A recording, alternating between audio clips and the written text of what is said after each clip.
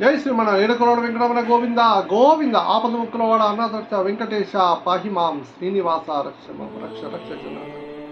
ఈరోజు మీకు మన చుట్టూ ఏర్పడే శక్తి ఏంటి, దాన్ని ఏమంటారు, అదే దాన్ని క్లారిటీగా చెప్తారు. ఫర్ ఎగ్జాంపుల్, మనం ఒక జపం చేస్తున్నామో ఒక పూజ చేస్తున్నామో చేసినప్పుడు మన చుట్టూ ఒక శక్తి ఏర్పడుతుంది.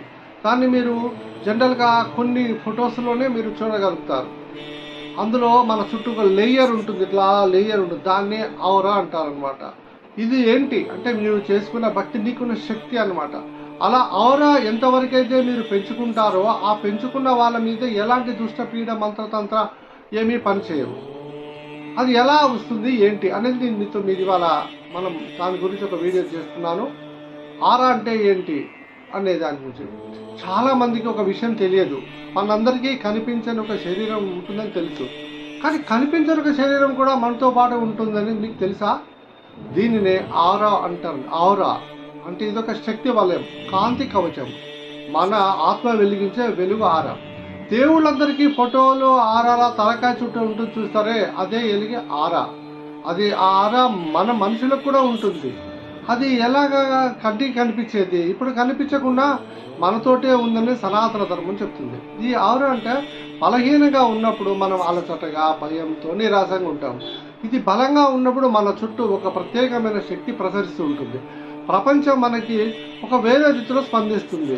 నీ ఆరాగా బలంగా ప్రశాంతంగా ఉందని 5 సంకేతాలు ఉంటాయి మీకు. ఒకటి ఎలా ఉంటుందనంటే, ఈ 5 సంకేతాలు మీతోనే మీకు ఈ 5 రకాలైన సిమ్టమ్స్ మీలో ఉంటే మీకు ఆరా ఉంటుందని చూద్దాం. 1, సహజ ఆకర్షణ. మీరు ఎక్కడికైనా వెళ్ళినా మీరు మాట్లాడక ముందే మనుషులు మీ వైపు లాగపడతారు. మీ ఆరా పచ్చరులుతుంది, అద్భుతంగా ఉంటుంది. ఇది కేవలము బయటికి అందం కనపడడం వల్ల కాదు, మీ లోకంలో ఉన్న శక్తివంతం అన్నమాట. ఆ శక్తి, ఈ కాంతిని అందరూ చూడలేరు, కానీ సబ్కాన్షియస్గా దాన్ని పసిగట్టగలుగుతారు.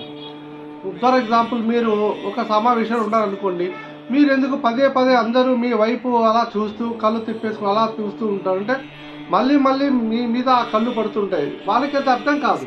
అదే మ్యాగ్నెటిక్ ఆరా ప్రభావం అనమాట. మీ ఆరా సమతులంగా ఉంది కాబట్టి మీరు అందరినీ ఆకర్షించగలుగుతున్నారు. 2, అందరి ప్రశాంతత. మీ ఆరోగ్యంగా వెలుగుతుంటే మీ ఆరా బయట ప్రతి తుఫాన్లా ఉన్నా మీరు సముద్రం లోపలైనా ప్రశాంతంగా ఉంటారు. కఠినమైన మాటలన్నా, తిట్టినా, చేసినా, ఎంత గందరగోళంగా ఉన్నా మీ మనసు తడబడదు, స్థిరత్వంగా ఉండిపోతారు, మీరు ప్రశాంతంగా ఉంటారు. అప్పుడు మీరు ఇది ధ్యానం చేసే వారికి అయితే ఏంటంటే ఇది కమెంట్ చేస్తుంది. 3, ఇతరుల వాళ్ళపై పాజిటివ్ వింట. మీతో ఒక 5 నిమిషాలు మాట్లాడిన వ్యక్తి తేలిక ప్రశాంతంగా ఫీల్ అవుతారు. అక్కడ మీరు ఏం చెబుతున్నారనేది ముఖ్యం కాదు, మీ శక్తి వారిని తాకుతుందని అర్థం.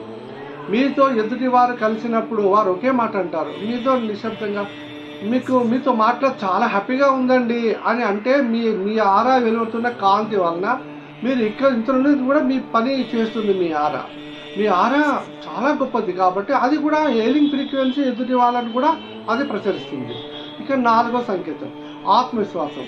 ఆరా బలహీనంగా ఉన్నప్పుడు మీరు గందరగోళంలో పడతాము, ఏ నిర్ణయం తీసుకుంటే భయపడతాము. కానీ ఆరా బలంగా ఉన్నప్పుడు ఏం కాదు, ఎవరిని అవుతుంది, పర్వాలేదు, ఏదైనా సరే మీరు ధైర్యంగా ఉంటారనమాట. ఈ నిశ్చయాత్మకతనే ఆరా అన్నా. ఇది మనలో ఉన్న శక్తినే మార్గాన్ని చూపుతుందన్నమాట. 5వ సంకేతం, ప్రకాశమైన శరీరం. చాలాసార్లు మిమ్మల్ని చూడంగానే ఎందుకు మీ ముఖం చాలా గ్లోస్గా అంటే వెలుగుతుంది, మీ కళ్ళు చూస్తే భలే ప్రత్యేకంగా ఉన్నాయి, ఏంటి ఉంది మీలో అని అంటూ ఉంటారు అనమాట. అప్పుడు మనకు అర్థం అంటే ఏంటంటే మనలో ఔరా అది ఉందన్నమాట. ఔరా చాలా గొప్పగా ప్రకాశవంతమైన ఔరా ఉందన్నమాట. సార్, ఇది మనము ఎలా దీన్ని చేసుకోవాలి?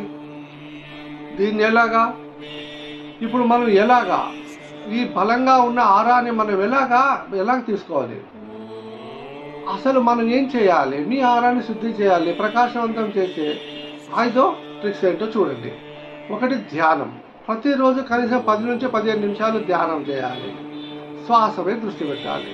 వెంకటేశ్వర స్వామిని స్మరించాలి, శివుని స్మరించాలి, లేదా అమ్మవారినైనా స్మరించాలి. ఇలాగా ఉండటం వల్ల మీ మలినాలన్నీ వెళ్ళిపోతాయి. 2వది, మంత్రం చెప్పారు. గురువు ఇచ్చిన మంత్రం లేకపోతే శివపక్షాంతరి మంత్రం, గాయత్రి మంత్రం, ఏది మంచి ఫీలింగ్ ఇస్తుందో ఆ మంత్రాన్ని మీరు పట్టుకోండి, జపించండి. మీరు చేస్తున్న జపం లోపలి నుండి శబ్ద తరంగాల మీ ఆరాన్ని తగులుతూ ఉంటుంది. అప్పుడు మీ ఆరా చుట్టూ ఉన్న ఆరా శక్తివంతంగా మారుతుంది, కవచంలా మారుతుంది.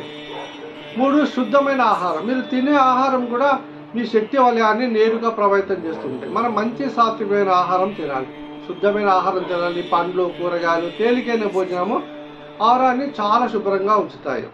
ప్రాసెస్ ఫుడ్ ఇట్లాంటి నిల్వకుంచి ఏమేమి కలపబడిన ఆహారాన్ని తీసుకోకూడదు. 4వది సత్సంగం. మీరు ఎవరికైతే దగ్గరలోకి వస్తారో వారి ఆరా ప్రభావం మీ మీద పడుతుందని మనం చెప్పుకున్నాం కదా. అలాగే మనం ఏం చేస్తాం, మనం ఇంకొకరి దగ్గర పోతే సత్సంగంలో ఉన్నప్పుడు 10 మంది కూర్చుంటే 10 మందిలో ఉన్న ఆరా ఒక దగ్గర నిక్షిప్తమై ఎంతో గొప్ప పవర్ఫుల్గా అయిపోతుంది. అట్లా సత్సంగం కూడా చాలా ఇంపార్టెంట్. అందరినీ కలవాలి, కలిసి ఉండాలి, దేవుడి కోసం మాట్లాడుతూ ఉండాలి. అంటే ఆరా అంటే తపస్సుతోని ఇవన్నీ కూడా అండి. ఇవన్నీ మనవన్నీ ఏం ప్రాబ్లం కానీ మీరు చేసుకునే ఆహారాన్ని మీరు పెంచుకునే ఆరా మిమ్మల్ని ఏ విధంగా కాపాడుతుంటే ఇన్ని రకాలైన సత్సాంగత్యము, మంచి ఫ్రెండ్స్, ఎప్పుడు మనం వెళ్ళినప్పుడు మాట్లాడుతున్నప్పుడు అది ఎప్పుడు కూడా మనం ప్రకృతితో కూడా కనెక్ట్లో ఉండాలి. మీరు అన్నీ ఎంజాయ్ చేస్తూ ఉండాలి. మీరు చెప్పులు లేకుండా ఒక అరగంట గడి మీద నడిస్తే మీ ఆరా పూర్తిగా మారిపోతుంది తెలుసా. సూర్యకాంతిలో నిలబడటం, గాలి, వర్షము, నేచర్లో ఎక్కడైనా మీరు కూర్చొని ఉంటే మీరు ఒక చెట్టుని ఇలా చూస్తూ ఉండండి 10 నిమిషాలు, మీకు ఆటోమేటిక్గా మీ ఆరా రీఛార్జ్ అవుతూ ఉంటుంది. అంటే మీకు జరిగే ఎదుటి జరిగే ఈ ప్రకృతిలో జరిగే విపరీతం ఒక పక్షి ఉంది, అది కిచకిచ అని ఒక శబ్దం చేస్తూ అది ఏదో మాటలా చేస్తూ ఉంటే దాన్ని మీరు వింటున్నప్పుడు మీ మైండ్లో ఉన్న బ్రహ్మాండమైన ఆరా డెవలప్ అవుతుంటుంది. అంటే చూసారా, మీరు తపస్సుతో పాటు ఇవన్నీ కూడా సృష్టించగలుగుతారు, వినగలుగుతారు, చూడగలుగుతారు. కాబట్టి ఈ ఆరా మీ బలంగా ఉన్నప్పుడు మీరు ప్రపంచాన్ని మార్చగలుగుతాం. మరి సనాతన ధర్మంలో ఉన్న ఈ గొప్ప అవకాశాలని మనం తెలియకుండా అసలు మనం వీటిని పాటించకుండా ఉండడం మూలన మనం ఏం చేస్తున్నామో మనకు అర్థం అవ్వదు. కానీ ఒక గురువు, ఒక పద్ధతి, మనం ఈ రోజుల్లో కొద్దిగా తేడా వస్తే ఒకటి ఎవరైనా ఏదన్నా చెబితే దాని వెంటనే ఇంకో కౌంటర్ పక్క నుండి అలాగే ఎందుకైతుంది, అలా కాదు ఇలాగా. అంటే ఇప్పుడు దేవుడున్న చోటనే జయం కూడా ఉంటుందని దేవుడు ఏదైతే భగవంతుడు మనల్ని ముందుకు తీసుకెళ్ళడానికి ప్రయత్నం చేస్తారంటే మన పక్కన అవన్నీ కూడా పనిచేస్తూ ఉంటాయి. అది ఏదో మన పక్కింటోడి రూపంలో, ఎదురింటోడి రూపంలో, వాడి రూపంలో, వీడి రూపంలో మనకు వచ్చి సలహా ఇస్తూ ఉంటాడు. వాళ్ళు ఎవరో తిష్టేసుకొని కూర్చుని ఉంటారు, పరమతాస్తుల కోసం పనిచేసేవాళ్ళు. ఉదాహరణకి నేపాల్ చూడండి, అదొక హిందూ దేశం. ఏది పరమతస్తులు లేకపోతే ఇంకో రకమైన ప్రభావం చూపించడం మూలన దానికి లోబడి డబ్బు కాశపడి దేశద్రోహం చేసేవాళ్ళు మన దేశంలో కూడా ఉన్నారు. మెయిన్ ఈ హిందుత్వాన్ని టార్గెట్ చేసిన వాళ్ళు కూడా చాలా మంది మన దగ్గర డబ్బు తీసుకొని కక్కుర్తిపడి ఆ విచక్షణ లేకుండా సంకరజాతి ఉండకూడదు, సనాతన ధర్మాన్ని మట్టుబెట్టాలని ఎప్పటికో. కానీ అది సాధ్యమవుతున్నది. మీరు ఎప్పుడైనా సరే మంత్రము, గురుమంత్రము, ధ్యానము, తపస్సు ఇట్లాంటివి మీరు చేసుకుంటే ఈ గోవిందమాల దీక్ష వేసినప్పుడు కూడా ఖచ్చితంగా మంత్రం ఇస్తాం. వాళ్ళు అలా చేయడం వలన వాళ్ళకి ఆరా పెరుగుతుంది, ఈ శక్తి పెరుగుతుంది. ఊరికి ఎవడో మంత్రాలు చేశాడు, ఎవడో తంత్రాలు చేశాడు, ఎవడేం చేయలేడు. మన ఆరా స్ట్రాంగ్గా ఉంటే ఎవ్వరు ఏమీ మనని చేయలేరు, ఎట్టి పరిస్థితుల్లో చేయలేరు. వాళ్ళ చుట్టూ శ్రీమన్నారాయణ ఉన్నట్టే లెక్క. ఇదండి ఆరోగ్య విశేషం. ఎవరికైనా డౌట్స్ ఉంటే నాకు ఫోన్ చేయండి, నా నెంబర్ స్క్రీన్ మీద ఉంటుంది. జై శ్రీమన్నారాయణ.